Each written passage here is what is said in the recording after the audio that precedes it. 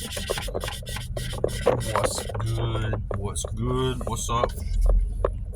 So, I've been trying to find some time to make a video about people downplaying your wins. And I was watching this channel called Hobgoblin, and or listening to him rather, and he was talking about, like, if you are ugly or short man or something like that, society kind of doesn't want you to succeed. It's kind of like know your place in life. And I'm going to add to that too, if you're poor, just being poor, like economically in poverty, really people expect that you have a certain expect for you to have a certain position in your life,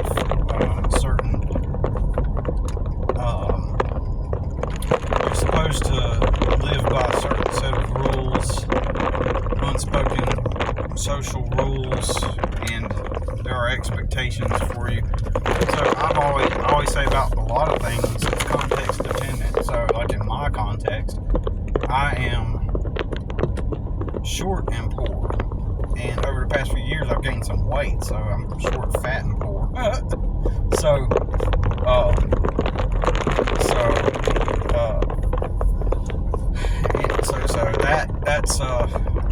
that plays against me majorly, and I thought, as I'm going to mention real quick, the weight thing. I spent years properly dieting and eating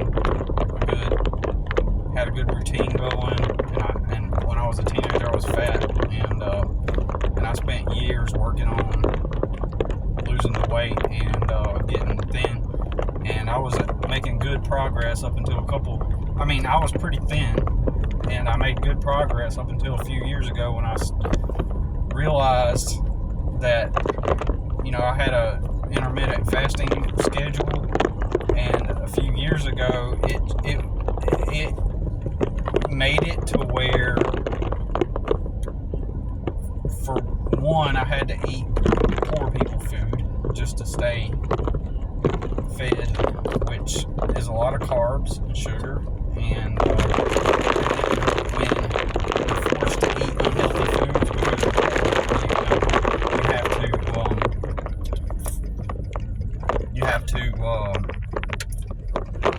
what happens is you start to get effectively addicted to the dopamine. Like, when you're eating that way, it feels like you're not full. For me anyway, it feels like you're not full, but I'm getting dopamine from the carbohydrates, but I'm not having that full sensation, and just kind of got into that habit of overeating portions. So, and then over 1.5 years that the government fraudulently opened a child support case on me, and had to fight it, and I didn't have a license. That meant that I did less physical activity, so that compounded onto the situation. And even though I did at one point have a bike, and I hooked all of my landscape equipment onto it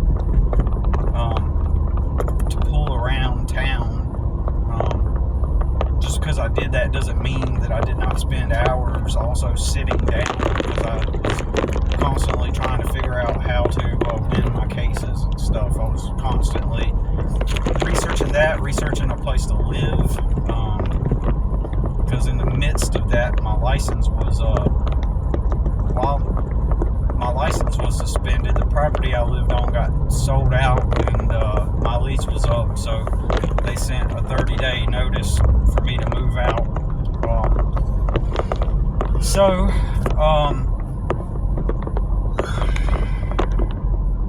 In retrospect, this is one of these things that you don't think of in the moment. I should have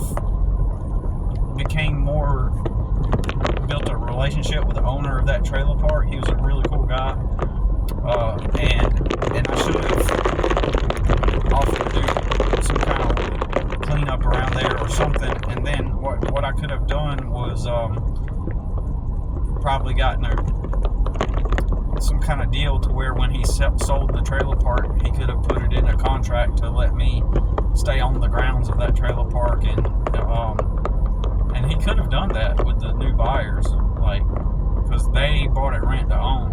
In retrospect, I could have had a place to live, a trailer to live in all that time, and I never thought about it. You know, for some reason, when you're in the haze and the fog of poverty, like, you don't sometimes think of solutions immediately, ones that you would think of if your mind was more clear, because you're in the fog of poverty. You're in cortisol, you got all these bad things like hormones kicking in, and so it makes your thinking unclear. And that's another thing that makes you look like you're an idiot. You know, when you're not thinking clearly.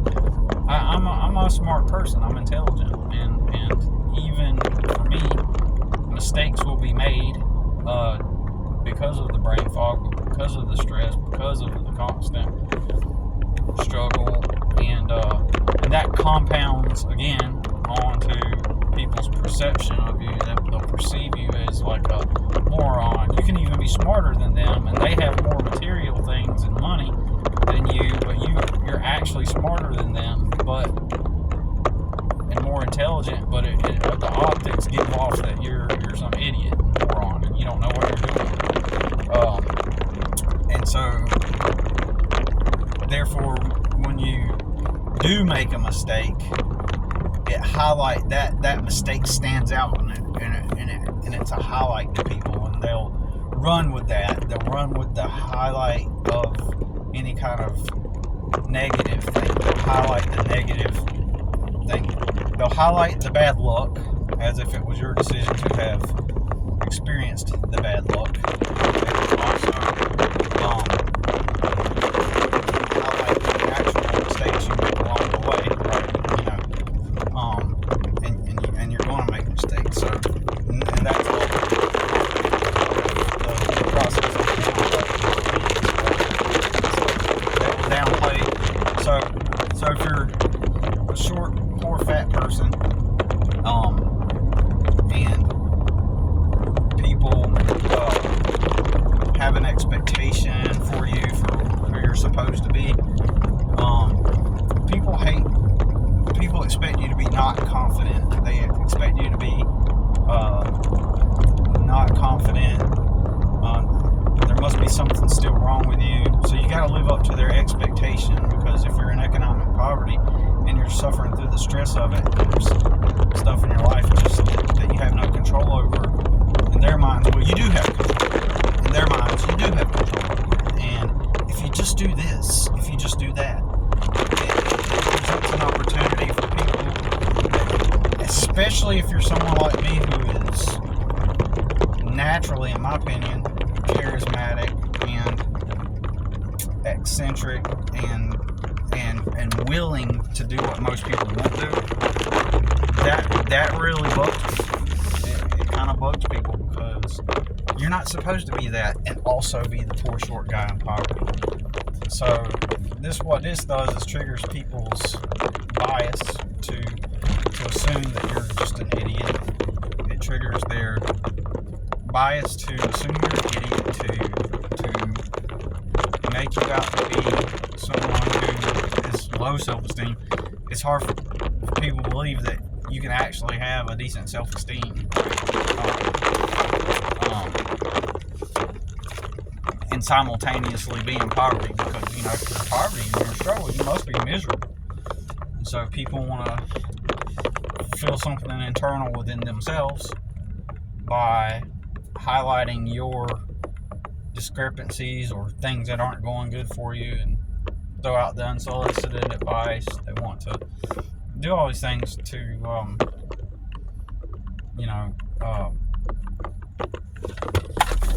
to kind of make you feel like it's to kind of fulfill their own lack where they're not striving. And like so you take some poor short guy who's living out of his vehicle for example, he's living out of his vehicle, and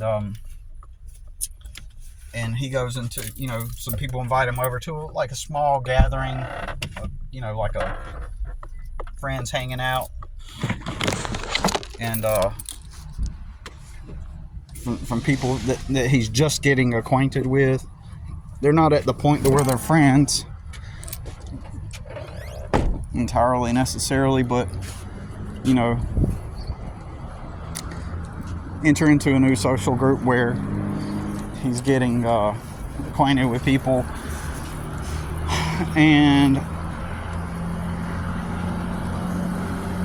that's what happened in my case. And there was an expectation for me to be insecure, and especially because I didn't do drugs and smoke like they did, and because I was poor and living out of my truck and everybody knew it, like, it caused people to kind of be smug, and it's like, I'm in this position and you're not. It's low key. It's like so people want to offer you advice unsolicited, and it's not because they care, it's because they want to feel better about themselves. They want to feel good. They want to feel like superior, and that's what it is. That's literally what it is. So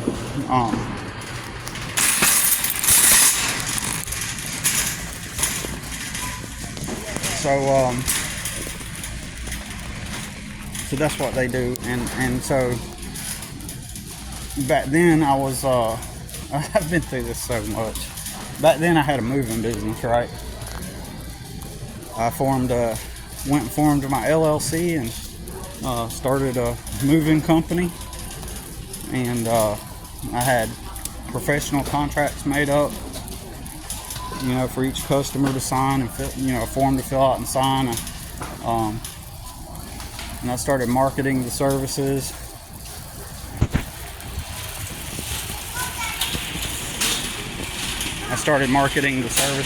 And so automatically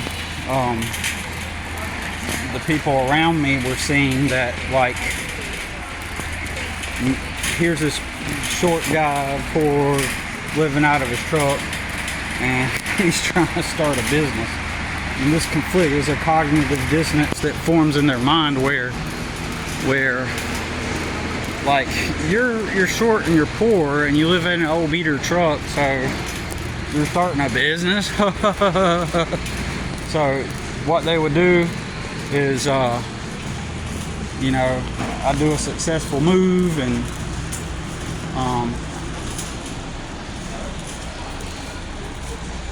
I would do and so I guess it's a way of downplaying what you're accomplishing. Like, so after you fill out they watch you they watch you come in to their house, and you've got like these printed out contracts to give to your customers. Oh, what's in the folder? Oh, these are the contracts for when I get moving gigs. Oh, okay. And so then they watch you in front of the customer. Hold on.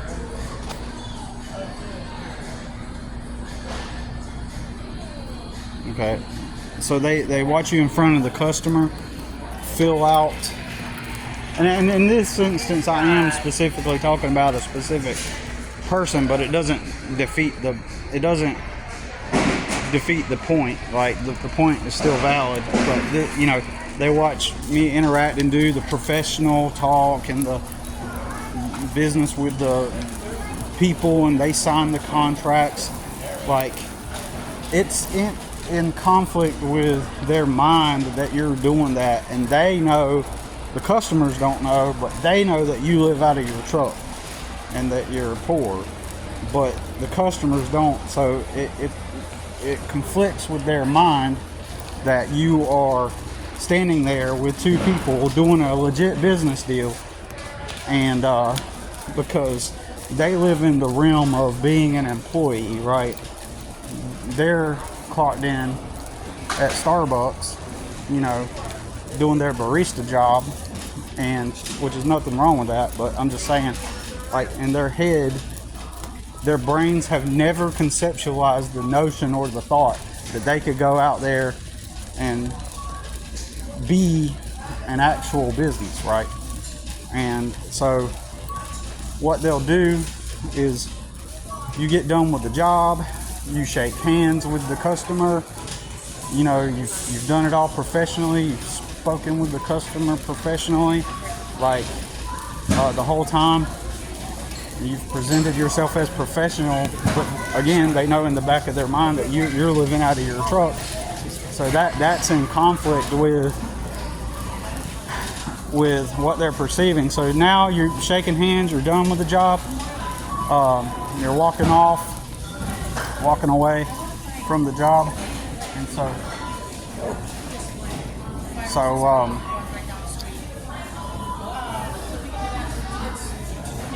so what ends up happening is they, after the fact, on the way home, they're riding back with you, then they'll say something like, well, yeah, you know, you could have handled it, you could have told them this, you could have said this. So they're not the one operating the business. They're not the one that went and filed for the LLC and advertised and got leads and prospects, got hired, completed the job and did the contracts and got paid. They're not the ones doing that, but you are. So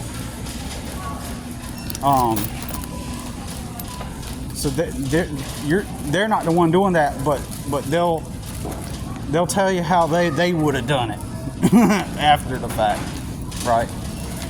They tell you how, oh well, you know, you could have done this, you know, you could have done it this way or that way, and it's a way to downplay your success, right? It's a way to downplay it. Like, you just did something that they won't do because they're stuck in the script, and they've got to soothe something within them where they perceive like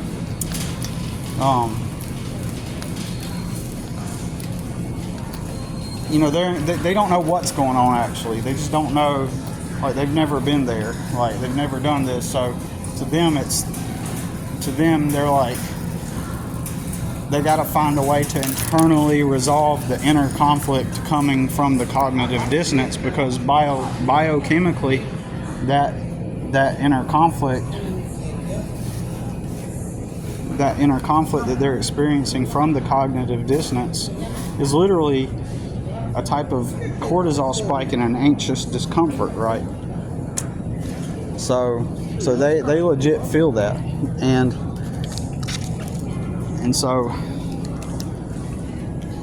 what they're struggling with is to soothe that and to clear their mind and aid and soothe that discomfort. So that's why they feel, because that energy inside of them is building up and they got to release it somehow, because in their minds and subconsciously, you know, it's like a little status game that they got going on, because they feel that you're inferior, and so because they feel that you're inferior, they feel like they gotta somehow rise above it, because, you know, you're the guy living in the truck, right? And they're in college and they're working their full-time or their part-time job while they're studying. So they in comparison are at a higher socioeconomic level than you, and like you're just not being who you're supposed to be in that moment, you know, based off of the societal role that someone in your position is supposed to adhere to. y'all, I feel good. I'll have to listen back to this, but I feel like I'm actually being well articulate today, and usually I struggle with that, you know. Now, let's analyze why that is. Why do I usually struggle? Well, I just did a job yesterday that profited me $1,500. It was good. Now, after taxes, it's, you know, after take out 30% taxes, you know, whatever is left over from that. It was actually, no, $1,700, because I probably spent about $250 on materials for the job, and so the job itself might have been like, you know, I just got paid, so I'm feeling a lack of stress, and I'm headed to a job right now where I'm spreading 150 bags of mulch. So I have some, don't get me wrong, I still have some stress in other areas and stuff. I really do, like really stressful. Like I'm behind. I'm literally, legitimately, really behind on crap. But this comfort that I'm getting, that I'm feeling from the, you know, from the lack of the comfort I'm feeling from in the back of my mind having a little something right now, and then next week the property I stay on, I'm doing the mulch in that yard, and she's going to pay me for that, which is not going to be as much, but it's going to be, you know, it's always comforting to know that, you know, when you kind of get in these positions where, you know, it's okay, you know, like where yep, sorry y'all, it's kind of comforting. It's kind of a comforting spot to be in, to be in this position, right? Currently, like at the moment, right? So the especially after being constantly in that struggle, you know what I mean? So I appreciate y'all listening to this, and so that I'm just basically trying to say that's how people will downplay it, especially when there's an expectation. If you're like some poor short dude, you're supposed to, oh, you're just Billy, you know, like. And then so this puts people in this state, as I've just described, of where they're constantly trying to figure out like what is wrong with you, you know. And so they want to highlight where you could do better under the guise of, like, if my old buddy Miguel were funny, interestingly, where I'm going today is right around the corner from the same spot from the last time I seen my buddy Miguel, where he was just giving me quote unquote positive feedback when in reality it wasn't. It was just him low key, like, you know, excuse me, sorry.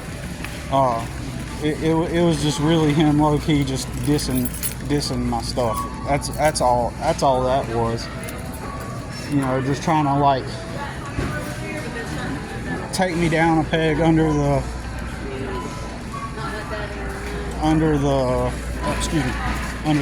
context of, what do you call it?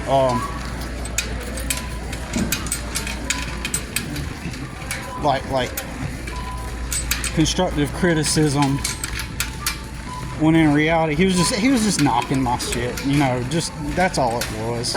He was discouraging me under the guise of logic and rationality, but in reality it was just a way for him to feel better about himself. That's all that was, you know what I mean? So yeah, going back to what I was saying, you know, you're entering into that little social gathering, and you're the short, poor guy, right? Then what will happen is you're gonna have a good one. you're going to like if you get flirty with the ladies, or one of them or some of them start look, let me tell you, if you are cool and unattached, like you know, and you've been doing what I've done, you build confidence. Like I have gone door knocking. I have gone door knocking, and when I didn't have a license, I hooked all my landscape equipment to a bicycle and I pulled it around. And I went door knocking and I got business doing that. Most people wouldn't do that. And I'm going to acknowledge that fact that most people would not do that. Most people just simply would not have the balls to do that. To hook it, they'd be afraid that they'd be seen riding around town on a bicycle and people would see them, and they would be afraid of that. And that's exactly what would happen. They would simply be afraid of what people would think and how they would look. Let's just be real. Maybe I am going to brag on myself a little bit. And that's called confidence. It's okay to talk good about yourself. It's okay to acknowledge your wins. And that's another thing people will do. They'll downplay your wins when you are directly acknowledging your wins. That's one time that they will downplay your wins, right? Whenever you acknowledge your wins, they will look for reasons to downplay your wins. When you talk about your confidence, they will say things like, "Oh, well, if you're talking about your confidence, then why do you got to talk confident?" And it's one thing that a lot of people don't do. And I'm not saying it's necessary to go around talking about your confidence, right, in things. I mean, you don't gotta do it, but I feel that after you've overcome a lot of obstacles and you've built your shit up, even if you haven't quote unquote arrived in the material sense and the economic sense, that doesn't mean that you're not confident in who you are and what you do, right? And that doesn't mean that you're not confident. It just means that you are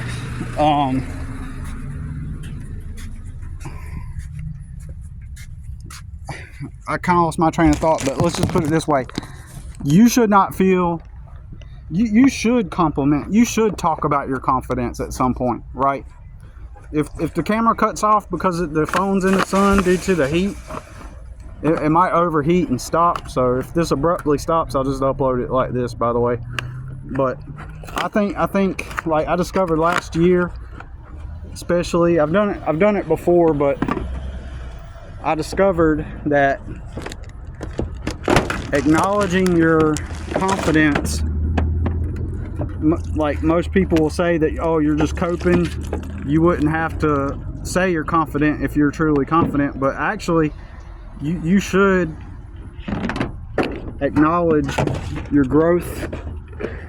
You should acknowledge your wins and your gains.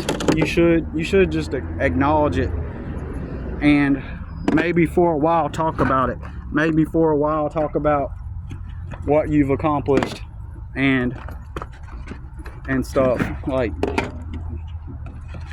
nothing wrong with just acknowledging the truth, like, especially if you've been through what I've been through.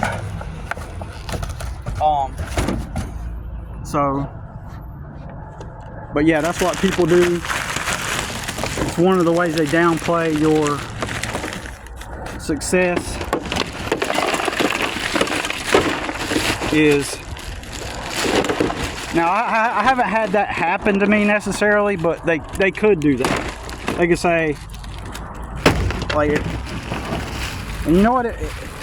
They could say you're saying that you're confident, but if you were actually confident, you wouldn't have to say it, right? They could say that to downplay your confidence, right?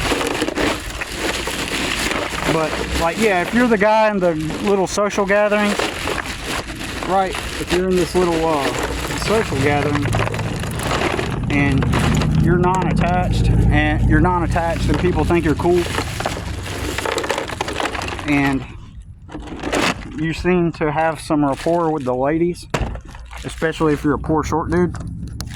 Now, I did kind of dress like a rock star back then. Like, I wore a leather jacket and I had long hair and I had like a certain, but that wasn't even the thing that just added to my aura. It was just an addition to my aura. I could have done it in faded. I could have been viewed as cool with faded clothes and like just like with old rugged shoes like the ones I have on now. I'm gonna show y'all my shoes. These are the shoes I have. I should have. I was just in Walmart. I should have went ahead and bought some. I should have went ahead and bought some boots while I was in there, because I've got some money. But I'm gonna, if I have to stop, like, I'm gonna show y'all my shoes in a minute. Hold on. Let me get in here. Hold on, y'all.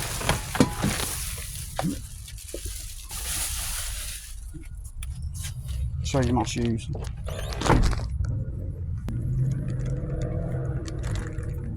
I quit wearing the boots I wore for several years. I wore a certain type of boot for like 3 or 4 years from Walmart,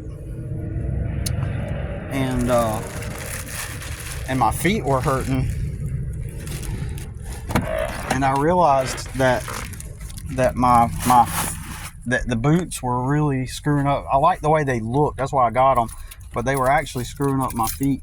And so I some months back I started wearing shoes, and I just didn't have the money to get boots. I did not have the extra money to get any extra boots or anything like that.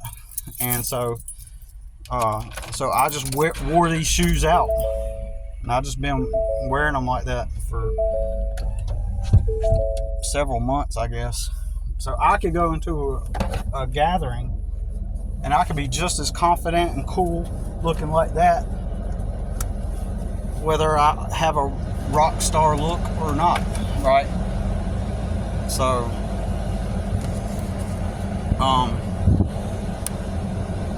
let me back out of here. So, but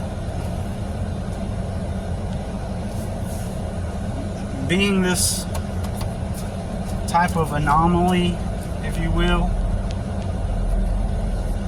I'm not saying it garners you like a bunch of mad respect from people. In fact, more often than not, it, again, as per the conversation we're having, more than anything, it causes people to react negatively, because it does, your appearance and how people perceive you does not align with the unwritten rules of what you are supposed to be. And so I'm just going to reiterate that, okay? But I was trying to think of some other ways people kind of downplay your success. Like, they would say that you got lucky, you know, or something like that at some point. I've not had anybody told me that yet, but because by all outward appearances, I'm not lucky. So I haven't gotten to the point to where I got all my equipment and my business up to where I got logos on my shirts and all that stuff. But I'm pretty sure there are people that would call me lucky or something. And anyways, so what else? But I'm just saying, I especially have experienced negative feedback at my wins more than my more than positive ones from people. That's what I've experienced mostly, or neutrality. You know, because people kind of like having a guy around in their life where who's struggling. You know, people just kind of like having you around. You know, and staying in your lane as a fixture in their life, and someone to remind themselves of that there's someone below them, and that's effectively what it is. You know, just to have someone around who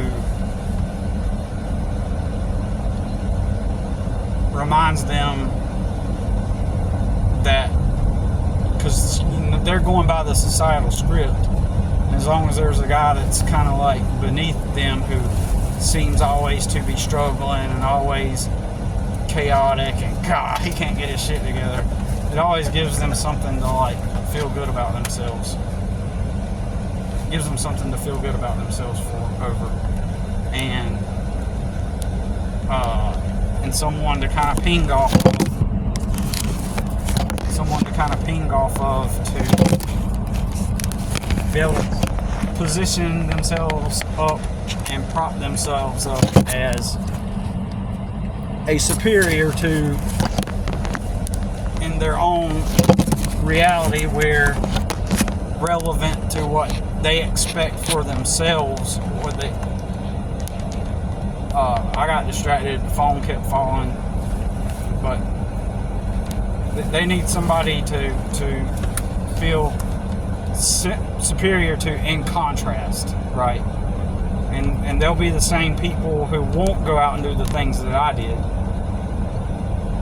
And so they'll try to reframe what you did also as inferior. And that's another way they try to, that's a good one. They try to reframe your wins as ineptness or luck. So, like, by me getting on the bike, pulling my lawn equipment around all over town and having everybody see me do that as an old man, like, feels like a teenager, they'd get like applause. They'd be like, oh wow, you know, look at this young man out there doing his business as a young teenager. But they see like an old man in his 40s pulling lawn equipment on a bike. Oh, that's awesome. I just passed. Oh, I think that was my customer. It was an awesome looking purple. No, he didn't have a Lamborghini. He had a Saab.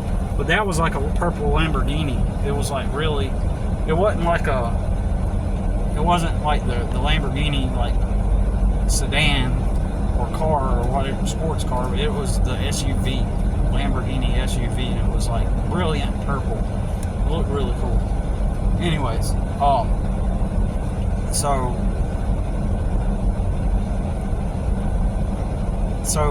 yeah, they try to reframe your wins as something else. So if you're a 40-year-old guy pulling lawn equipment, like, that's something that people are going to laugh at. And if you talk to people about it, like, yeah, I'm pulling my lawn equipment, and they'd just be like, you know, they would laugh at it and mock it.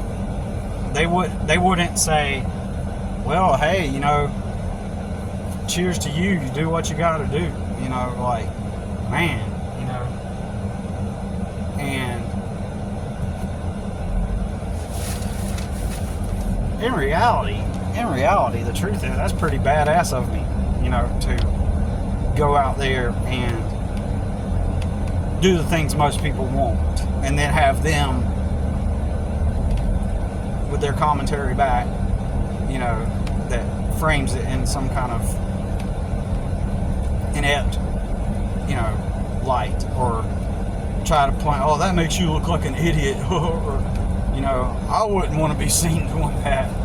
Oh my God. I mean, why can't you just, like, go find a landscaping company to work for?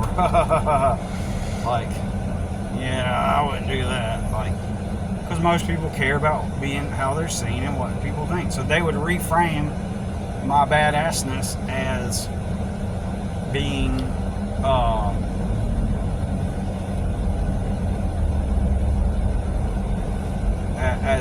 as something negative, right? They'll reframe everything. So yep, that is it. I think that's all I got to say right now, unless I think of anything in the next couple of minutes. I'm gonna keep talking, I guess, until I pull up to where I'm pulling up, which should be only a few minutes. And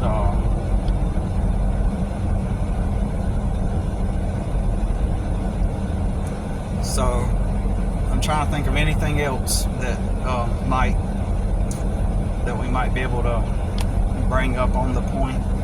There's all kinds of different ways people will downplay your wins, like just like the fact that, you know, so before COVID I had 45 total customers, right?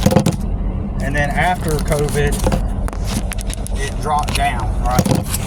And you know, it's another thing. People could say, well, you know, you just go around mowing lawns. So you mow lawns. Now, some people do that out of ignorance because they don't know the industry and they don't know the job. But other people would be like,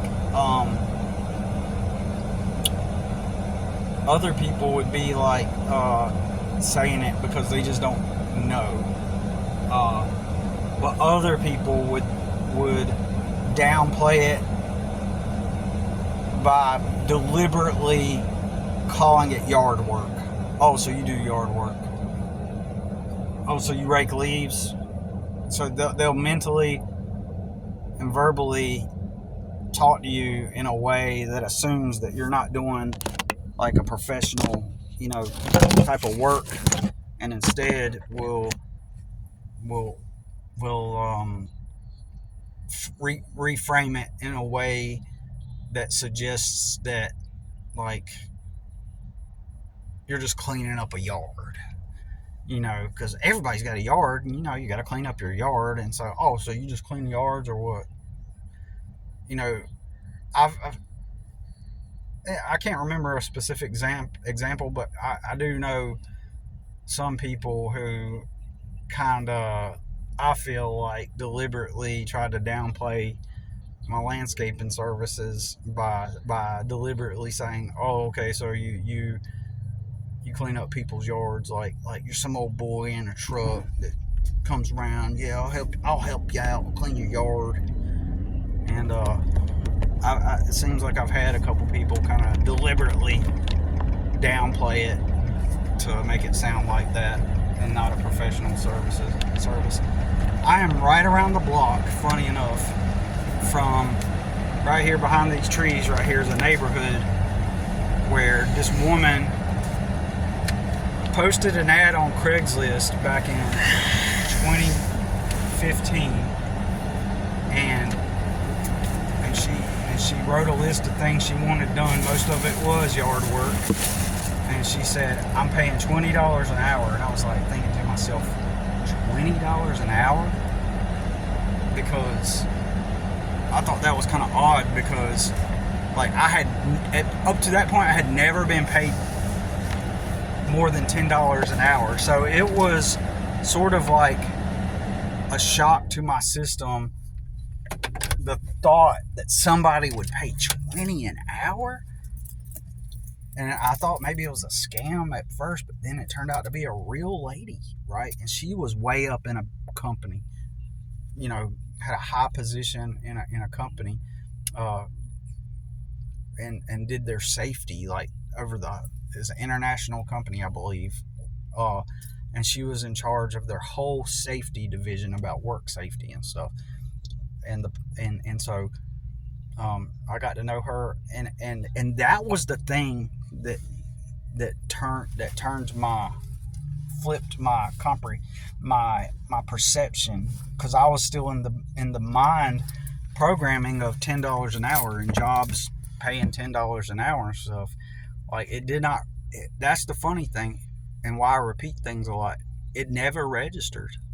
I never thought to myself back then I could charge people $20 an hour to work, because I was still like, I was in an employee mindset, but I didn't know how to get out of it. I knew there was something wrong with it, something not right. Never sat right with me. Something about going to some place, clocking in, doing the job that your authority tells you to do, and then clocking out and saying, "Oh, now I did my job so I can live my life." And so it did not register until that moment in my brain that there are people out there that have money and can afford and want to hire someone to take the burden off of themselves so that they can live, so that they can free up their time. So they are willing to pay, and they have the money to do it. And then some people are like, oh, you're charging them that much money. Yeah, I just charged a guy $2,000 to clean up his yard and to put pine straw and mulch down, right, this week, practically. So it was total $1,900, right? And I could have charged way more, right? I could have charged way more, and he's got the money. And but he was a customer from a few years back, and that's okay.